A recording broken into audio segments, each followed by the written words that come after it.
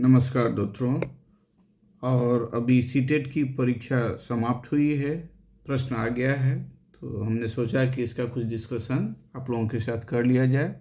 और जो सर्वोत्तम आंसर इसमें नज़र आ रहा है वो मैं मार्क कर रहा हूँ, आप लोग इसको मिलान कर लेंगे एक बार।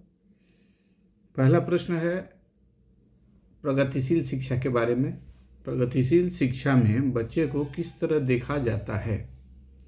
प्रोग्रेसिव एजुकेशन की बात कर रहे हैं, उसमें बच्चे को कैसा देखा जाता है, किस रूप में देखते हैं? तो मासूम और आश्रित। उसके बाद दूसरा है आज्ञाकारी और केवल ज्ञान का उपभोग करने में सक्षम, जो ऑर्डर मिलेगा वो पूरा करेंगे ऐसा मानना चाहिए। या ज्ञानवर्धक और अर्थ की रचना करने वाले। तो आंसर लगता है कि आ गया है यहाँ। आगे भी देखते हैं। चौथा, कमज़ोर और सुरक्षा की ज़रूरत में। तो इसका सही आंसर यही होगा, ज्ञानवर्धक और अर्थ की रचना करने वाले में। नेक्स्ट,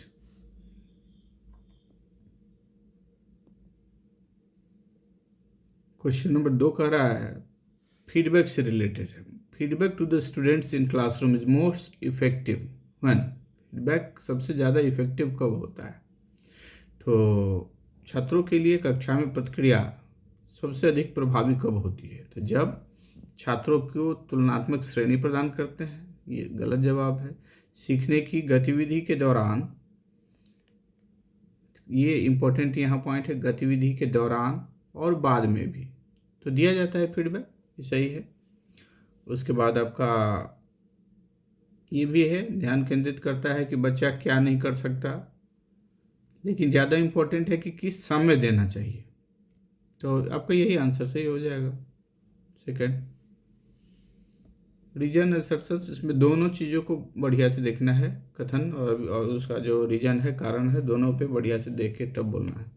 किशोरावस्था के दौरान जेंडर अपेक्षाओं के अनुरूप स्त्रीत्व और पुरुषत्व की परंपराएं जो है सो किसके होंगी? जेंडर के अनुरूप होंगी। स्त्रीत्व है और पुरुषत्व है, मतलब पुरुष जो होंगे पुरुष जैसा करेंगे परंपरा का पालन, और परंपरा का पालन स्त्रियां जो है सो अपने स्त्रीत्व के आधार पर करेगी। तो ये प्रेशर बढ़ जाता है, ये सही बात है। समाज की अपनी जेंडर वाली अपेक्षाएं रहती है। कारण में कह रहा है जेंडर और जेंडर भूमिकाएं जैविक रूप से निर्धारित की जाती है। तो क्या ये समाज के द्वारा की गई या जैविक द्वारा? तो एक दूसरे का विरोध तो हो रहा है, दोनों एक दूसरे को पूरक नहीं है, एक की व्याख्या दूसरे द्वारा नहीं की जा सकती। तो आंसर आपका ये चला जाएगा, C3 वाला जो है ये सही है, लेकिन आप गलत है। आगे बढ़ते हैं।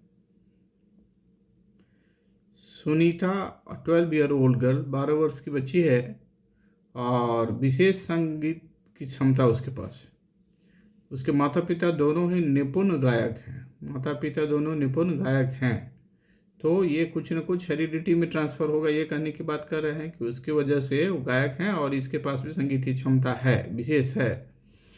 वे सुनीता को अपनी आवाज़ को और बेहतर बनाने के लिए प्रशिक्षण में भेज रहे हैं, प्रशिक्षण कक्षा भेज रहे हैं, ट्रेनिंग क्लासेस। तो सुनीता को यह क्षमता संभावित रूप से किन कारणों के अंतःक्रिया का परिणाम है? अब अंतःक्रिया की बात कर रहे हैं, मतलब इंटरेक्शन होगा, कोई दो तरह की बातों में जब क्रिया होती है, दो तरह की क्षमताओं में, उसको अंतःक्रिया कहते हैं। तो यहाँ किस तरह की होगी? वृद्धि, परिपक्वता, पोषण, अनुशासन, आनुवंशिकता और वातावरण। जो माँ बाप से मिला है वो आनुवंशिकता हो गया, और ट्रेनिंग मतलब वातावरण, ये हो जाएगा सही answer. Next, sensitive periods are those time periods during which certain are especially important for course of normal development। सामान्य विकास, नॉर्मल डेवलपमेंट की बात कर रहे हैं। तो नॉर्मल डेवलपमेंट के लिए क्या होगा? Genetic, ethnic, environmental, heredity. आइए हिंदी भी देख लेते हैं। उत्पत्ति, जीन से संबंधित, हेरिडिटी हो ही गया है, मानव जाति कारक और पर्यावरणीय कारक। तो इसमें आपका जनरली होता है यही, हेरिडिटी से गाइडेड होता है। In order to develop critical thinking, तर्कपूर्ण जो चिंतन होती है, उसके बारे में कह रहे हैं कि स्पेशल जो आप एनालिसिस करके क्रिटिसाइज करने की एबिलिटी होती है, तर्कपूर्ण चिंतन की अवस्था, वो कैसे among students a teacher should, आपको बच्चों में ये विकास करना है, इस चिंतन का विकास आपको बच्चों में करना है, तो क्या करेंगे? उसको कुछ ऐसे सवाल देंगे जिससे विश्लेषण की ज़रूरत हो। ठीक लग रहा है, लेकिन यहाँ ये देखिए बचना लिखा हुआ, देखने से तो लगता था कि सही है, लेकिन यहाँ बचना लिख दिया है। तो ये भी ठीक है, निष्कर्ष और व्याख्या हो, ऐसे सवाल पूछने चाहिए जिसमें लॉजिक का यूज कर सके और बोलना पड़े, उसको व्याख्या करनी पड़े। संदेह गलत सवाल, घातोत्साहित वर्ड है तो ये भी नहीं होगा। केवल केवल पूछ रहा है, ऐसे ही सवाल पूछने चाहिए जिसका एक उत्तर जब भी होगा तो एनालिटिकल एबिलिटी, क्रिटिकल थिंकिंग, ये सब का नहीं हो पाएगा। तो ये गलत हो गया, ये भी गलत हो गया, बचना है इसलिए ये भी गलत हो गया, ये बिल्कुल सही हो जाएगा। आंसर 3। 7, एक शिक्षिका खुद से पूछती है, मैं ऐसे अनुभव कैसे प्रदान कर सकती हूँ जिसमें छात्रों को पर्यावरण में विभिन्न प्रकार की वस्तुओं को वर्गीकृत करने, उनकी वर्गीकरण करने की स्कीमों का विश्लेषण करने की आवश्यकता हो। ये क्लासिफिकेशन की बात करती है। क्या पूछती है? अपने में मन में सवाल है, सेल्फ पूछती हैं कि ये अनुभव कैसे दे सकते हैं जिसमें पर्यावरण के विभिन्न प्रकार की वस्तुओं को क्लासिफाई करना है, वर्गीकृत करना है। तो वर्गीकरण की क्षमता के बारे में आपको पूछा गया रहा है सवाल में। भाषाई बुद्धिमत्ता भाषा से संबंधित है। अंतर व्यक्ति एक की दूसरे से कैसे इंटरेक्शन होगा इस पे निर्भर है, तो ये भी नहीं होगा। ये प्रकृति में वर्गीकरण की बात है, प्राकृतिक होगा। शारीरिक गति संवेदी, ये भी नहीं होगा, यही होगा।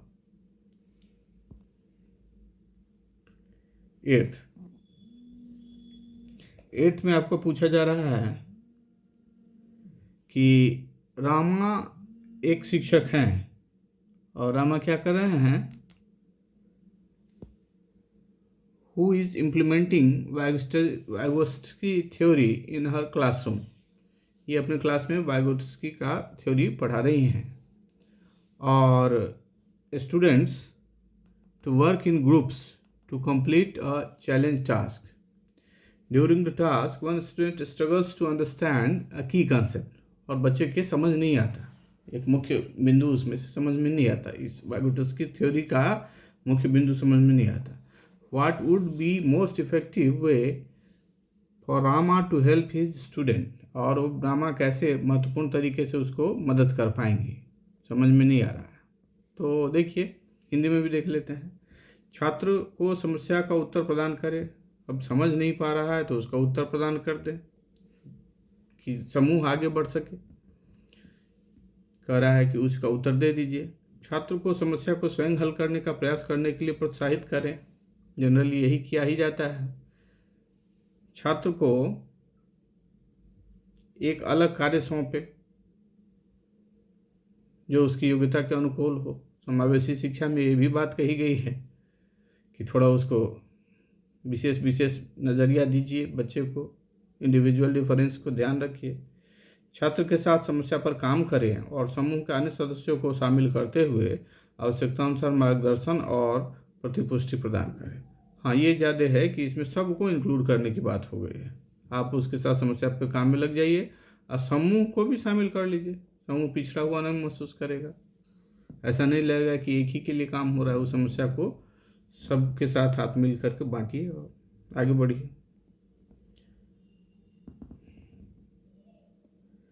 10वां क्वेश्चन क्या है, हिंदी में ही पढ़ लेते हैं। शिक्षकों को विद्यार्थियों के बीच बहस, चर्चा और सहयोग को प्रोत्साहित करना चाहिए। ज्ञान उत्पादन एक निष्क्रिय प्रक्रिया है और सामूहिक गतिविधियों में संलग्नता अर्थपूर्ण अधिगम में बाधा डालता है। ये कह रहा है इस दोनों में क्या सही है क्या गलत है, इसका संबंध बताइए।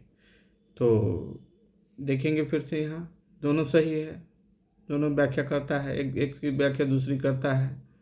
दोनों सही है किंतु एक की व्याख्या आर नहीं कर पाता है। ये सही है आर गलत है। तो ये तो बिल्कुल सही था और यहाँ निष्क्रिय कह दिया है तो गलत है ही। तो ये आंसर आपका सही हो जाएगा। 3 11th में भावनाओं, व्यक्तित्व और सामाजिक संबंधों में परिवर्तन और स्थिरता किस विकास में शामिल है? किस तरह के विकास में शामिल है?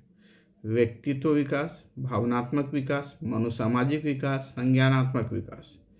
तो यहाँ देख लीजिए, सामाजिक संबंध जब ही आ गया तो मनोसामाजिक लगना तय है इसका।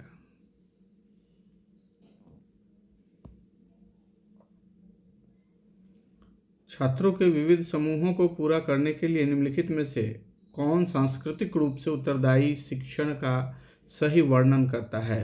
कहता है सांस्कृतिक रूप से उत्तरदायी शिक्षण। वर्सटाइल ग्रुप है बच्चों का, और उनमें आपको सांस्कृतिक उत्तरदायी की संस्कृति का उत्तरदायित्व उनमें बढ़े। तो इस हिसाब से देखिए, सुविचारित, अनुकूलित, विभेदित और मानकीकृत।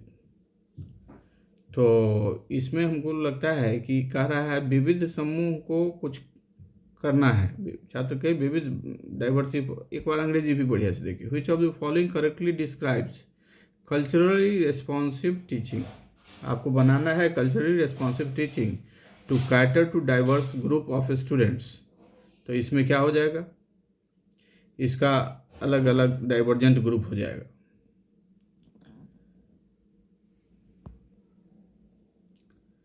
13, स्कूलों को उस ढांचे के भीतर कार्य करना चाहिए जो तैयार उत्पाद और सीखने के परिमाणों का आकलन करते हैं। सीखना पक्के तौर पर अनुक्रमिक और पदानुक्रमिक है। तो पहला तो आपका कह रहा है कि स्कूल तैयार उत्पाद और सीखने के परिणाम का आकलन करते हैं। स्कूल के भीतर जो काम होगा वो कैसा प्रोडक्ट के रूप में होगा, और सीखने का परिणाम का आकलन इवैल्यूएशन के रूप में होगा। तो सीखना पक्के तौर पर अनुक्रमिक और पदानुक्रमिक है। तो ये भी ठीक है थोड़ा सा, लेकिन ज़्यादा सही कौन लग रहा है इसमें? दोनों के बीच में सह संबंध हो तो दिख नहीं रहा है, थोड़ा सा कंफ्यूजिंग तो है, लेकिन बहुत ज़्यादा। चलिए यही दोनों के साथ जाएंगे, दोनों सही है।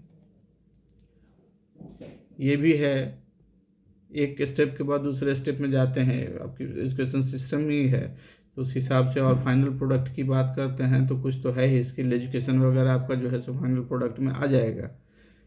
तो यही ज़्यादा ठीक लग रहा है। ए आर दोनों सही है, और ये अनुक्रमिक वाली बात जो है वो इसको कोरिलेट भी करता है, इसके आधार पर, स्किल एजुकेशन वगैरह के आधार पर इसको करता है। अब अगला है, according to Lev Vygotsky, what is the relationship between language and thought? तो देखिए वाइगोटस्की क्या कहते हैं भाषा विचार के संबंध में। तो भाषा विचार को आकार नहीं देती, विचार भाषा को आकार देते हैं। भाषा और विचार एक दूसरे से स्वतंत्र हैं, ये तो बिल्कुल गलत है, और पहले की बात हो गई है। तो ये थोड़ा बीच बीच का रास्ता अपनाते ही हैं, इसीलिए कहा जाएगा ये वाला भाषा और विकास का जटिल, एक्सचेंजेबल होगा, इंटर रिलेटेड होगा डेवलपमेंट। 15, निम्नलिखित में कौन सा सही सुमेलित युग्म है? मानदंड संदर्भित मूल्यांकन, विशिष्ट विषयों को शामिल है। मानक संदर्भित मूल्यांकन साथियों के प्रदर्शन की तुलना करता है। रचनात्मक मूल्यांकन यह निर्धारित करता है कि छात्र कक्षा से पहले और बाद में क्या करते हैं। योगात्मक मूल्यांकन, इसमें पेंसिल पेपर परीक्षण के साथ साथ, हाँ ये भी है, और लिखित व्यवहार, दोनों चीज़ें, व्यवहारों का भी आकलन इसमें होता है। ठीक है, तो यही सही हो जाएगा।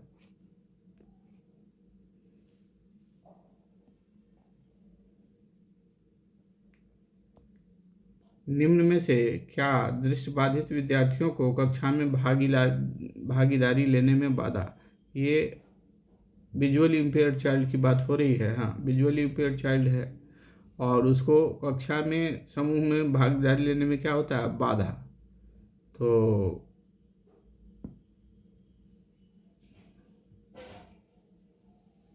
भागीदारी लेने में बाधा डालता है। Which of the following hinders the participation of students with visual impairment? तो ठीक है, आपका ये आंसर ठीक है।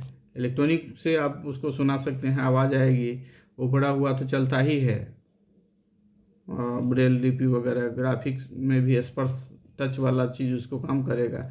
लेकिन आपका आम विद्यार्थी जो आम छात्र मुद्रित नोट्स पाठ्यपुस्तक पढ़ते हैं, इससे दृष्टिबाधित को कोई फायदा नहीं होगा, भागीदारी नहीं ले पाएंगे। 17वां क्वेश्चन, लॉरेंस कोहलबर्ग ने बच्चों के नैतिक विकास का अध्ययन करने के लिए किस विधि का प्रयोग किया था? तो कोहलबर्ग का मात्रात्मक शोध कार्य विधि पहला है। दूसरा है बच्चों के सामने तो नैतिक विकास का सिद्धांत। ठीक है, मिल गया। लेकिन और भी देखेंगे, खेल के दौरान बच्चों का अवलोकन, ऑब्जर्वेशन मेथड, और प्रायोगिक एक्सपेरिमेंट। नहीं तो यही आंसर हो जाएगा 2। 18 में कह रहा है, रचनावादी शिक्षण विद्यार्थियों को अधिगम की ओर ले जाता है। कंस्ट्रक्टिविस्ट की बात हो रही है, रचनावादी ये कहाँ ले जाते हैं, किस तरफ ले जाते हैं? तो रचनावादी आपका बिल्कुल सही है, खोज आधारित ही ले जाएंगे। ये खोजेंगे, अर्थ निकालेंगे। पठन वैकल्प से जूझ रहे छात्रों को पढ़ना सिखाया जा सकता है, किसके द्वारा? तो धनात्मक प्रशिक्षण के माध्यम से ध्वनि का प्रशिक्षण उनको देंगे, फोनोलॉजिकल ट्रेनिंग, ठीक है। और उच्च ग्रेड का देंगे तो उनमें विकास और नहीं होगा, वो तो सामान्य चीज़ पढ़ नहीं सकते, तो ये गलत ही है। ये जटिल गद्यांश ये भी गलत हो जाएगा, बिल्कुल ये सही है। 20वां जीन पियाजे की थ्योरी पर आधारित है। जीन पियाजे के संज्ञानात्मक सिद्धांत में मुख्य क्या है? तो व्यवहार को दंड और पुरस्कारों के माध्यम से अनुकूलित किया जाना चाहिए। व्यवहार का अनुकूलन की बात करते हैं, तो जीन पियाजे इस बात को करते हैं, कंडीशनिंग में है ही इनका थोड़ा सा, लेकिन इसमें दंड पुरस्कार की बात नहीं हमेशा करते हैं। उसके बाद अवधारणाओं को जटिल से सरल की ओर सिखाया जाना चाहिए, ऐसी कोई बात नहीं की है इन्होंने। हाँ, इनकी 4 जो अवस्थाएं हैं ये यहाँ मिल गया, और उसके आधार तो यही हो जाएगा। और शिक्षण का बल गतिविधि के परिणाम पर होना चाहिए, ठीक है। तो ज़्यादा इम्पोर्टेंट यही है, क्लासिफिकेशन अकॉर्डिंग टू एज। हर एज की विशेषताएं थी और उस आधार पर उन्होंने बताया था। आप एक शिक्षक हैं, बनने वाले तो हैं, जो आपने छात्रों को परासंज्ञानात्मक कौशल विकसित करने में मदद, परासंज्ञानात्मक मेटा कॉग्निशन बोलते हैं, मेटा कॉग्निशन स्किल। तो ये विकसित करना है आपको, क्या करना है? डेवलप करना है, ये कौशल आपको विकसित करना है। निम्न में से कौन सी रणनीति इस प्रकार के चिंतन को बढ़ावा देने में अधिक संभावना है? किस द्वारा आप बच्चे में इस तरह का मेटा कॉग्निटिव स्किल डेवलप कर पाएंगे, यही प्रश्न है। तो इसको पढ़ेंगे। छात्रों को उनके प्रदर्शन पर गुणात्मक प्रतिपुष्टि के बजाय अंक देना। यहाँ तो गुणात्मक आपको ज़्यादा देना है, तो यहाँ उल्टा कह रहा है। छात्रों को अपने स्वयं के सीखने और सोचने की प्रक्रिया, हाँ, कॉग्निशन का ज्ञान कराना है, तो लर्निंग बाय डूइंग, ह्यूरिस्टिक, ये सब ठीक है। और पढ़ लेते हैं। विद्यार्थियों को सत्रीय कार्य के लिए नोट्स देंगे तो करके क्या सीखेगा? गृह कार्य सौंपना, याद रखना है, इसलिए भी गलत हो जाएगा, तो बिल्कुल सही आंसर 21 का 2। 22 निम्न में से कौन सा कथन स्वलीनता के लिए राइट वर्ड यहाँ ऑटिज्म है? तो स्वलीनता एक बीमारी है जिसमें क्या करता है? Experimental skill neuro developmental disorder. हाँ, ठीक है, ये भी सही है, ये बिल्कुल सही है। सोली इन्वायरमेंटल फैक्टर्स नहीं, न्यूरो वाला है, इन्वायरमेंटल की बात नहीं होगी। Can be cured and improves with age, थोड़ी बहुत चांस है, लेकिन ये क्योर नहीं होता है। 23 ए की कॉमनलिटी इन पियागेट एंड पियाजे और बागोट्स्की, दोनों में कॉमनलिटी है, क्या समानता है? दोनों के सिद्धांत में समानता। तो इनके विचार के सिद्धांत में समानता, भाषा विचार के संबंध में उनके चिंतन एक से है नहीं, अंतर तो थोड़ा है। तो समानता बच्चों के विकास, नहीं, बच्चों की, हाँ, शिक्षा के बारे में इनकी जो है, शिक्षा में कैसे कैसे उनको जोड़ा जाए, ये है सर संबंध। तो 3 सही हो जाएगा। नेक्स्ट हिंदी देख लेते हैं, हिंदी से ही कहीं हो जाए। 24 कह रहा है शिक्षकों को शिक्षार्थियों के बीच व्यक्तिगत भिन्नताओं, ठीक है, इंडिविजुअल डिफरेंस का सम्मान करना चाहिए और सभी शिक्षार्थियों की आवश्यकता के अनुसार अपने शिक्षण को समायोजित करना चाहिए। समावेशी शिक्षा में ऐसी बात है भी कि आप स्टूडेंट्स के अकॉर्डिंग थोड़ा चेंज लाइए अपने सेक्शन विधि में, दत्त कार्य देने में, इस सब में लाइए, तो ठीक है। उसके बाद आपका शिक्षक विविध पृष्ठभूमि के शिक्षार्थियों को पढ़ाते समय उनके बीच सहयोग, समूह कार्य और बातचीत से बचना चाहिए। नहीं, बचना तो यहाँ गलत दे दिया है, और सब तो ठीक है, लेकिन बचना दे के चौपट कर दिया इसको, नहीं तो ये भी सही हो जाता। तो अब ये गलत हो गया, ये सही हो गया आपका। तो आप थर्ड आंसर कर लीजिए, एक सही एक गलत, बचना नहीं रहता तो ये भी सही हो जाता। 25th, which learning strategy involves children teaching others what they have learned? अच्छा, अधिगम की रणनीति में बच्चों द्वारा दूसरों को सिखाना शामिल है जो उन्होंने सीखा है। तो पहले क्या होता था गुरु परंपरा में कि जो सीख लेते थे वो अपने से छोटे क्लास को पढ़ाते थे, यही बात हो रही है यहाँ। इन्वॉल्व चिल्ड्रन टीचिंग अदर्स, तो गुरुकुल परंपरा में आता था, ठीक है। हिंदी में ज़्यादा सटीक इसका आंसर लग रहा है, एक दूसरे को पढ़ाइए, ठीक है। 26, एशियाई संस्कृतियों में से जो सामाजिक सद्भावना पर जोर देते हैं, क्रोध की अभिव्यक्ति को हतोत्साहित किया जाता है और शर्म को प्रोत्साहित किया जाता है। अब कहाँ एशियाई संस्कृति ऐसी है? क्रोध की अभिव्यक्ति को हतोत्साहित करना, तो ये तो बिल्कुल नहीं लग रहा है। शर्म को प्रोत्साहित किसी एजुकेशन में नहीं किया जाता, ये गलत। भावनाएं व्यक्तिपरक हैं, ये तो हैं, और सीखने में कोई भूमिका नहीं निभाती, यहाँ गलत है। भूमिका तो निभाती है, दोनों गलत मारिए, एकदम सही आंसर। इसमें कुछ सोचना नहीं, ज़्यादा सोचने जैसी बात बिल्कुल भी नहीं है। जीन पियाजे के अनुसार बच्चे वयस्कों से किस प्रकार भिन्न हैं? बच्चे और एडल्ट की बात हो रही है। According to Jean Piaget, how are children different from adult? Children और एडल्ट के बीच डिफरेंस की बात हो रही ना, तो अंतर पढ़ लेते हैं। बच्चे वयस्कों पर निर्भर करते हैं जबकि वयस्क स्वतंत्र होते हैं, ये बात तो ठीक है, लेकिन पियाजे के अनुसार निर्भरता की बात है। तो बच्चों की तुलना में वयस्क ज्ञानी होते हैं, ये भी बात नहीं है। बच्चों की सोच वयस्कों से गुणात्मक रूप से भिन्न होती है। गुणात्मक वर्ड लगा करके ये ज़्यादा ठीक कर दिया है। बच्चों की सोच मात्रात्मक रूप से वयस्कों से भिन्न होती है। तो ये ऐसा कुछ नहीं है कि क्वांटिफाई कर ले, लेकिन मैच्योरिटी का एक रोल होता है, तो ये ज़्यादा सशक्त आंसर है। जो आपको दिया रहे उसमें जो ज़्यादा सशक्त है उसको आप करेंगे। कभी कभी पूछे जाते हैं 2-3 ऐसे आंसर आपको मिलेंगे जो थोड़ा बहुत ऑर्डर में चलता है, जो ज़्यादा सटीक लगेगा उसको सही करना है। 28वां, निम्न में से कौन सा प्रश्न विश्लेषणात्मक चिंतन एनालिटिकल थिंकिंग, ठीक है, एनालिटिकल थिंकिंग को बढ़ावा देता है? तो कौन सा बढ़ावा देगा? प्रश्न है भारत की राजधानी, तो जवाब आ जाएगा दिल्ली, कोई सोचने की जरूरत नहीं है। कितने राज्य, संख्या याद है तो बोलो। कितनी जनसंख्या, ये सब भी रटने वाली बात है। हाँ, क्या है, कारण क्या है, ये सही आंसर। सोचना पड़ेगा, भिन्न कारण होंगे, उनको टटोल के बच्चा अरेंज करके व्यवस्थित करके फिर जवाब देगा। 29, इंक्लूसिव क्लासरूम, समावेशी शिक्षा के बारे में क्वेश्चन आपका आ गया। तो कह रहा है इंक्लूसिव क्लासरूम क्या है?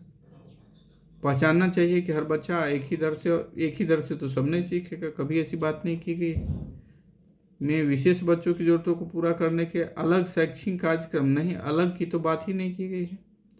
अलग अलग भिन्नताओं के अनुसार हाँ थोड़ी बहुत आप उनको इंस्ट्रक्शंस दे सकते हैं, तो ये तो ठीक है। बच्चों के बीच हर तरह की भिन्नता को दूर करने का लक्ष्य रखती है। नहीं, संभव नहीं है, इंक्लूड करना है तो थोड़ा उसको गाइड वाइड दीजिए, उसी को लेके चलिए, ये सही है। 30 फिर रीजन असर्शंस। पहला है